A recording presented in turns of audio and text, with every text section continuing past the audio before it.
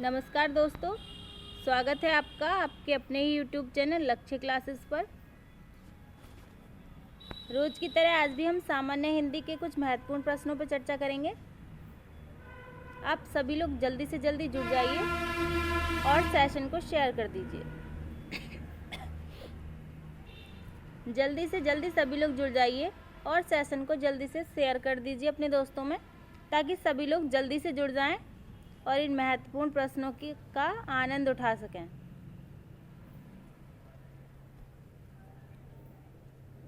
चलिए विचार पढ़ लेते हैं। इतने आप अपना काम करके आइए, शेयर करके आइए। कई जीत बाकी हैं, कई हार बाकी हैं, अभी तो जिंदगी का सार बाकी है। यहाँ से चले हैं नई मंजिल के लिए, यह तो एक पन्ना था, अभी तो पूरी किताब बाकी है।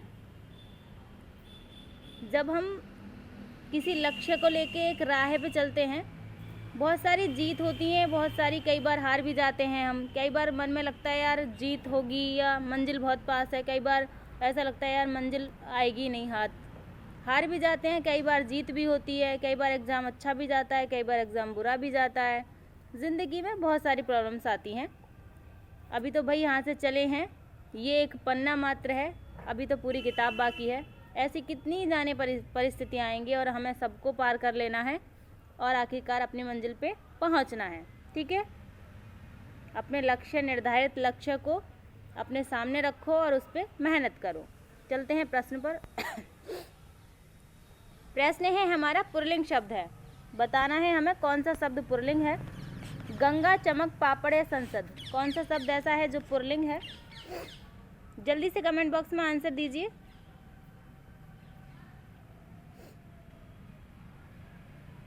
आप सबको पुल्लिंग स्त्रीलिंग मैंने अच्छी तरह से पढ़ाया है और सभी को अब तो पता चल गया है कैसे इसको देखते हैं, कौन सा पुल्लिंग है कौन सा स्त्रीलिंग है।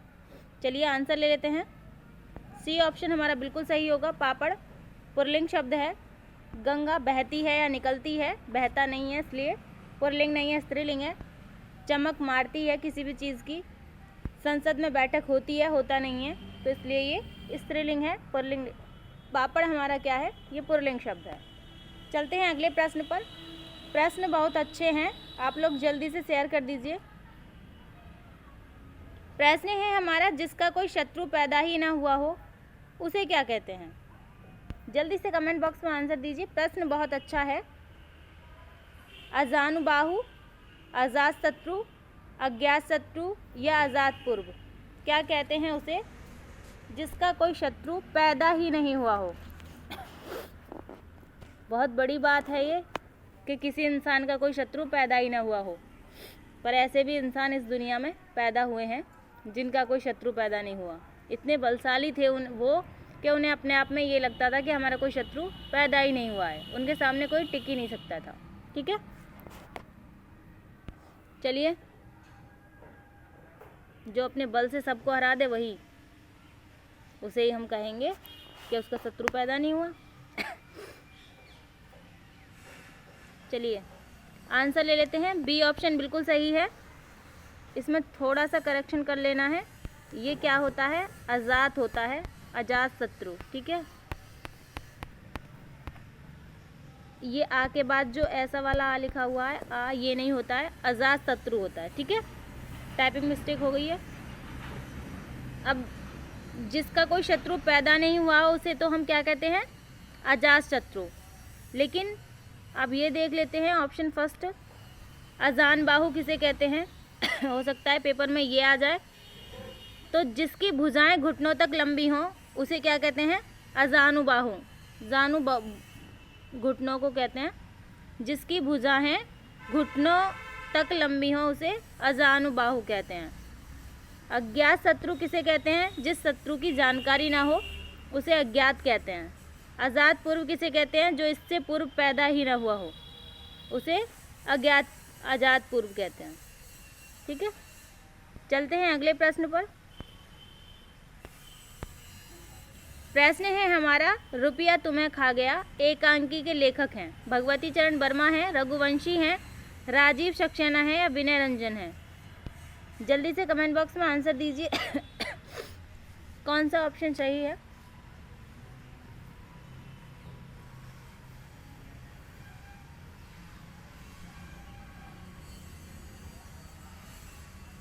चलिए आंसर ले लेते हैं, क्या होगा। रुपया तुम्हें खा गया, एकांकी के लेखक। बहुत अच्छी एकांकी है, इसे पढ़ के देखना। ए ऑप्शन हमारा सही है, भगवती चरण वर्मा की है ये, रुपया तुम्हें खा गया। बहुत महत्वपूर्ण है ये, इसे एक बार देखना आप, पढ़ के अच्छी लगती है। चलते हैं अगले प्रश्न पर। प्रश्न है हमारा, निम्नलिखित में से कौन सा सुमेलित है, ये बताना है हमें। सुमेलित है, एक कंठ विस्पई भरतभूषण अग्रवाल की है, बादल की मृत्यु भुवनेश्वर प्रसाद की है, पृथ्वीराज की आंखें राजकुमार वर्मा की है, अग्निलेख दुष्यंत कुमार की है। ये बताना है आपको कौन सा सही सुमेलित है इन सभी में। जल्दी से कमेंट बॉक्स में आंसर दीजिए, कौन सा ऐसा ऑप्शन है जो सही सुमेलित है।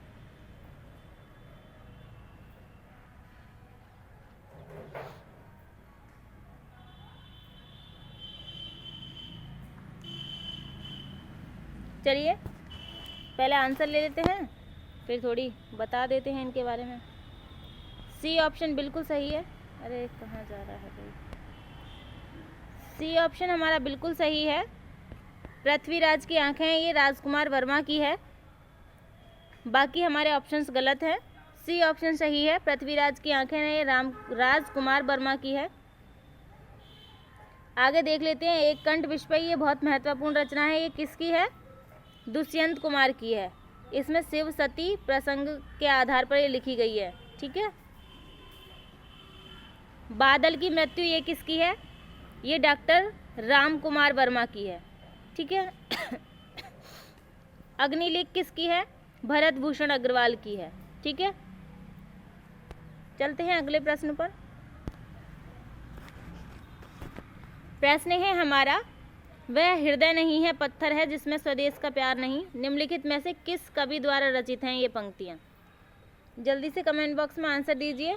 गया प्रसाद शुक्ल स्नेही, मैथिली शरण गुप्त, माखनलाल चतुर्वेदी या पंडित राम नरेश त्रिपाठी।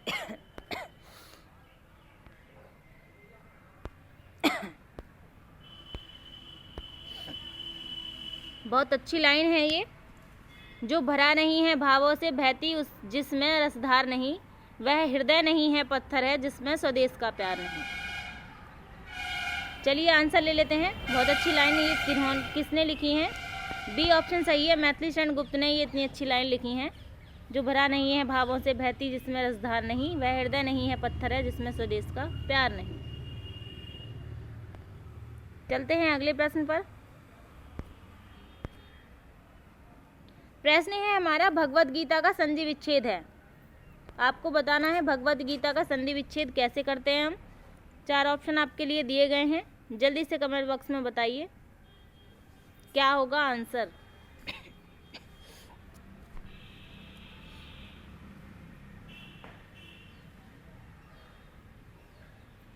बहुत अच्छा प्रश्न है ये, एग्जाम में कई बार आ चुका है। भगवत गीता का संधि विच्छेद क्या होता है, भगवत प्लस गीता, भगवत धन गीता, ठीक है। सी ऑप्शन हमारा बिल्कुल सही होगा। चलते हैं अगले प्रश्न पर।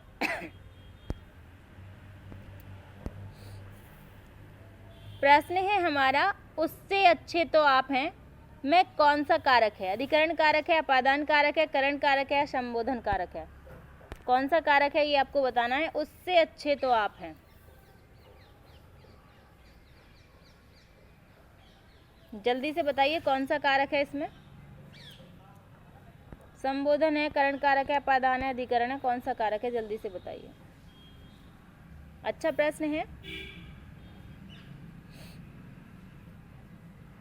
चलिए आंसर ले लेते हैं। बी ऑप्शन हमारा बिल्कुल सही है, अपादान कारक होगा इसमें। कैसे होगा अपादान कारक ये भी देख लेते हैं। उससे तो आप अच्छे हैं, तुलना हो रही है दोनों में।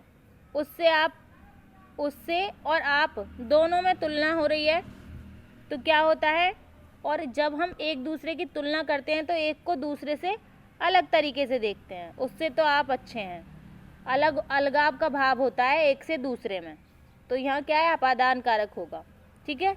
हमेशा याद रखना, जहाँ तुलना हो रही हो दो इंसानों में, वहाँ क्या होता है, वहाँ अपादान कारक होता है।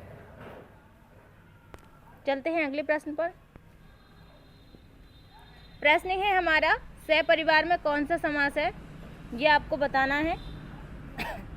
बहुत ज़्यादा महत्वपूर्ण प्रश्न है ये। बहुब्रीहि समास है, अव्ययभाव समास है, तत्पुरुष समास है, कर्मधारय समास है। कौन सा समास है ये आपको बताना है।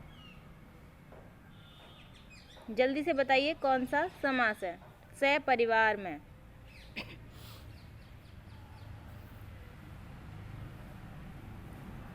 इनविटेशन कार्ड पे लिखा हुआ आता है सबके यहाँ। जल्दी से बताइए क्या मतलब होता है उसका और क्यों लिखा आता है ये, और समास कौन सा होता है इसमें सपरिवार में। विग्रह कीजिए, इसका विग्रह करेंगे।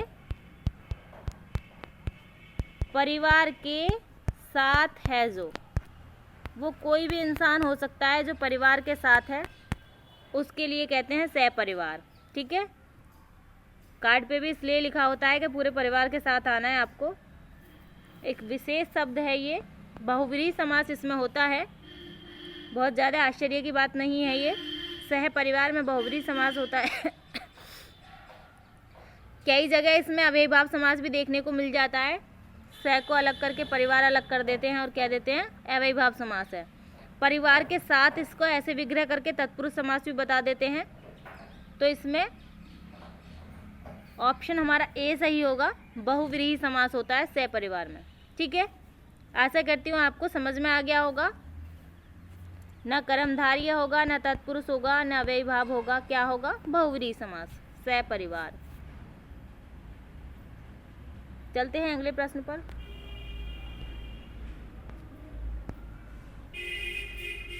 निम्नलिखित बोलियों में से पूर्वी हिंदी की बोली नहीं है, कौन सी नहीं है ये आपको बताना है। अवधी, छत्तीसगढ़ी, बघेली या भोजपुरी। पूर्वी हिंदी की बोली नहीं है ये पूछा है, जल्दी से आंसर बताइए कौन सा है।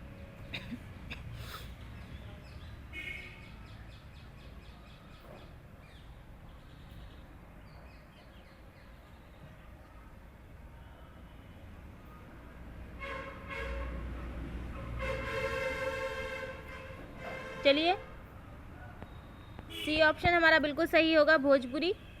ये पूर्वी हिंदी की बोली नहीं है। अवधी, छत्तीसगढ़ी और बघेली पूर्वी हिंदी की बोलियां हैं, भोजपुरी नहीं है। चलते हैं अगले प्रश्न पर। प्रश्न है, स्वर ध्वनि के प्रकार हैं दीर्घ, लुप्त, ह्रस्व या उपयुक्त तीनों। बहुत आसान प्रश्न है, जल्दी से आंसर दीजिए। स्वर ध्वनि के प्रकार पूछे हैं।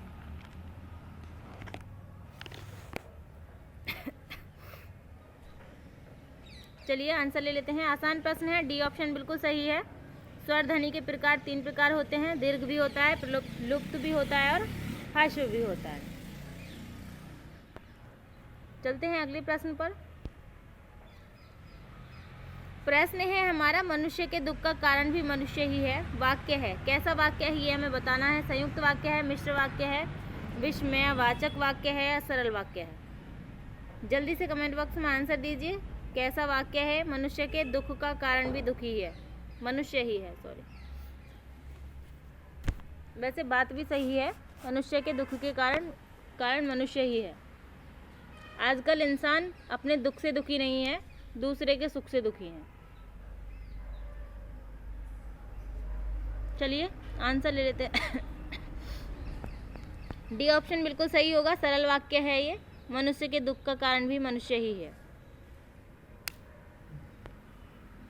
चलिए चलते हैं अगले प्रश्न पर। प्रश्न है हमारा, निम्नलिखित में से किस वाक्य में अकर्मक क्रिया है। अकर्मक क्रिया आपको बताना है। पानी बरस रहा है, मैं गेहूं पिसवाता हूँ, श्याम निबंध लिखता है, राम मोहन को रुला रहा है। जल्दी से कमेंट बॉक्स में आंसर दीजिए कौन सा ऑप्शन सही है। अकर्म क्रिया उसे कहते हैं जिसमें अकर्म, जिसमें कर्म नहीं होता है उसे अकर्म वाक्य कहते हैं, अकर्मक वाक्य। ठीक है, अब जल्दी से बताइए देख के कौन सा वाक्य ऐसा है जिसमें कर्म नहीं है। बिना कर्म के ही वाक्य अपना काम कर रहा है। चलिए आंसर ले लेते हैं।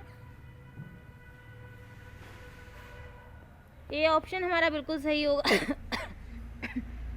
पानी बरस रहा है, खुद ही बरस रहा है पानी, किसी कर्म की यहाँ ज़रूरत नहीं पड़ी है उसे, ना ही लगाया है उसने, पानी बरस रहा है। ठीक है, ये अकर्मक क्रिया है। मैंने आपको कई बार डिटेल बता दिया है। अब जल्दी से अगले प्रश्न पर चलते हैं। प्रश्न है हमारा, निम्नलिखित विकल्पों में से कौन सा शब्द जलन क्रिया की भाववाचक संज्ञा है?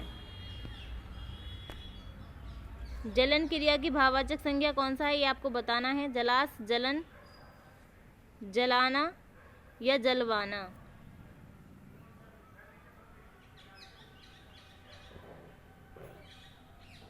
यहाँ पे करेक्शन करना है आपको, जलना होगा, जलाना नहीं होगा, जलना होगा। ठीक है, सी ऑप्शन सही तब होगा जब यहाँ पे जलना होगा। ठीक है, जलन शब्द, जलन जो है क्रिया, इसकी भाववाचक संज्ञा बनाएंगे हम तो इसका क्या होगा, जलना हो जाएगा। चलते हैं अगले प्रश्न पर। प्रश्न है हमारा, बालमुकुंद गुप्त द्वारा रचित निबंध संग्रह का नाम है। क्या नाम है बालमुकुंद गुप्त द्वारा रचित निबंध संग्रह का? भारत मित्र, प्रज्ञा मित्र, शिव सागर की चिट्ठियाँ, शिव शंभू के चिट्ठे। जल्दी से कमेंट बॉक्स में आंसर दीजिए। प्रश्न बहुत अच्छा है और बहुत बार एग्जाम में पूछा गया है।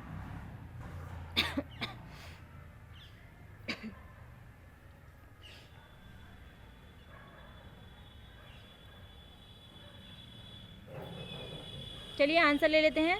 डी ऑप्शन बिल्कुल सही होगा। बालमुकुंद गुप्त द्वारा रचित निबंध कौन सा है? शिव शंभू के चिट्ठे। ये मैंने पहले भी करवा दिया है। चलते हैं अगले प्रश्न पर। प्रश्न है, परमाल रासो काव्य कृति के कवि का नाम। परमाल रासो किसने लिखी है ये आपको बताना है। किसकी रचना है ये, जल्दी बताइए। परमाल रासो नल सिंह भट्ट की है, जगनिक की है, हेमचंद की है, सारंगधर की है।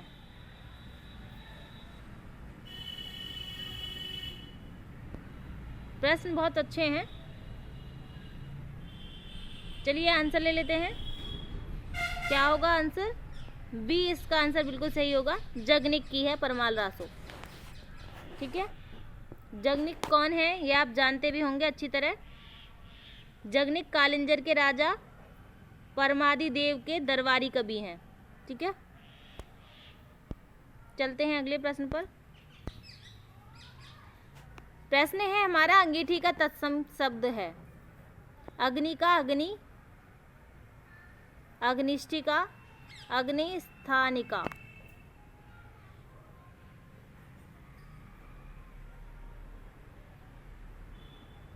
जल्दी से बताइए कौन सा ऑप्शन सही होगा। ये बहुत ज़्यादा महत्वपूर्ण प्रश्न है, ये बहुत बार एग्जाम में आ गया है, तो आपको इसको ध्यान से देखना है और इसको नोट भी कर लेना है कॉपी में, ताकि आपको याद हो जाए। लिखने से, सुना है मैंने, लिखने से जल्दी याद हो जाता है। जल्दी से बताइए आंसर क्या होगा।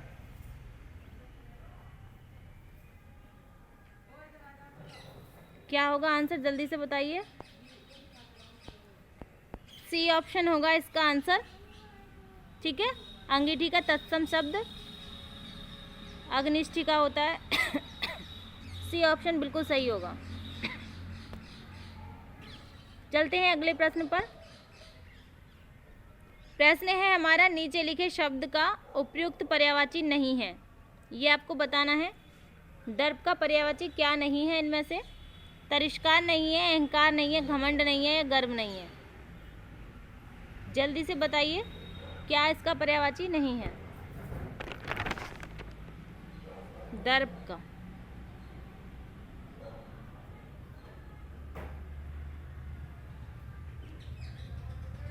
चलिए आंसर ले लेते हैं।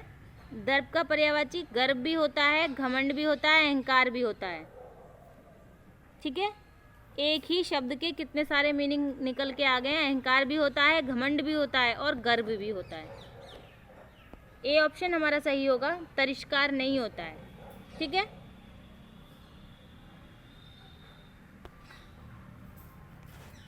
चलते हैं अगले प्रश्न पर।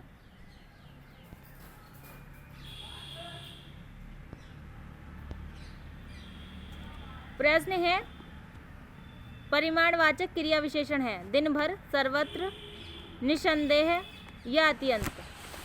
परिमाणवाचक क्रिया विशेषण हमें बताना है कौन सा है। जल्दी से कमेंट बॉक्स में आंसर दीजिए, कौन सा है परिमाणवाचक क्रिया विशेषण।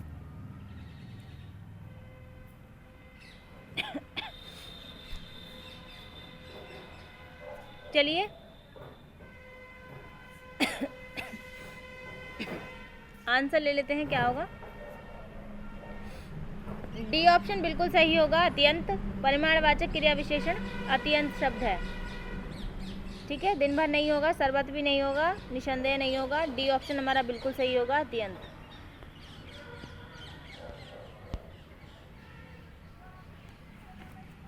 प्रश्न है हमारा, चौमासा में समास है। चौमासा शब्द दिया हुआ है और पूछा है कौन सा समास है। द्वंद्व समास है, कर्मधारय समास है, द्विगु समास है या तत्पुरुष समास है। जल्दी से बताइए, चौमासा में समास कौन सा है। पहले इसका विग्रह कीजिए। कैसे करेंगे विग्रह। 4 मासों का समाहार।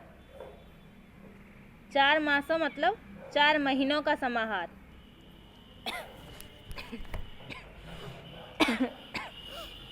ठीक है, अब समास कौन सा होगा ये देख लेते हैं। विग्रह करते वक्त क्या आया था, 4 आया था। 4 क्या है हमारा, संख्यावाचक है, तो द्विगु समास होगा। ऑप्शन सी हमारा बिल्कुल सही होगा, द्विगु समास। चौमासा में द्विगु समास होता है, 4 महीनों का समाहार। पूर्व पद संख्यावाचक है तो द्विगु समास होगा। प्रश्न है हमारा, निम्न में कौन सा वाक्य शुद्ध है। वाक्य शुद्ध बताना है हमें। 10 लड़कियां पढ़ रही हैं, मेरे को घर जाना है, यमुना के अंदर पानी भरा है, गुफा में बड़ा अंधेरा है। कौन सा वाक्य शुद्ध है ये बताना है आपको। आज के सेशन का लास्ट प्रश्न है और बहुत ही महत्वपूर्ण प्रश्न है। आपको बताना है कौन सा वाक्य शुद्ध है।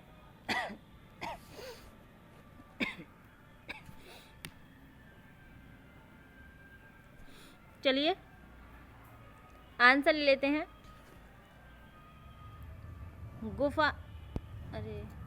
चलिए, गुफा में बड़ा अंधेरा है। गुफा में बड़ा अंधेरा होता है या गुफा में घना अंधेरा होता है। घना अंधेरा होता है ना, बड़ा नहीं होता है। अंधेरा बड़ा नहीं होता है, क्या होता है, घना होता है। यहाँ पे बड़ा नहीं लगेगा। यमुना के अंदर पानी भरा है। यमुना के अंदर पानी भरा है या यमुना में पानी भरा है। यहाँ क्या होगा, के की जगह पे मैं होगा। यमुना में पानी भरा है, अंदर नहीं भरा है। मेरे को घर जाना है, ऐसे नहीं होता है शुद्ध। क्या होता है शुद्ध होता है मुझे घर जाना है। मेरे को घर जाना है ये कोई शुद्ध नहीं होता है, ये अशुद्ध होता है। स्टाइल में हम लोग बोल लेते हैं, कोई दिक्कत नहीं है, लेकिन शुद्ध होता है मुझे घर जाना है। ए ऑप्शन हमारा बिल्कुल सही होगा। 10 लड़कियां पढ़ रही हैं, और वैसे भी पढ़ने का काम तो होता ही अच्छा है। आशा करती हूँ आपको सेशन अच्छा लगा होगा और समझ में भी आया होगा। आपको सेशन जैसा भी लगा हो आप कमेंट बॉक्स में बताइएगा। किसी प्रश्न पर कोई भी कन्फ्यूजन हो उसे भी आप कमेंट बॉक्स में लिख सकते हैं। ठीक है, इतनी देर तक बने रहने के लिए धन्यवाद। लाइक, शेयर, सब्सक्राइब करते रहिएगा।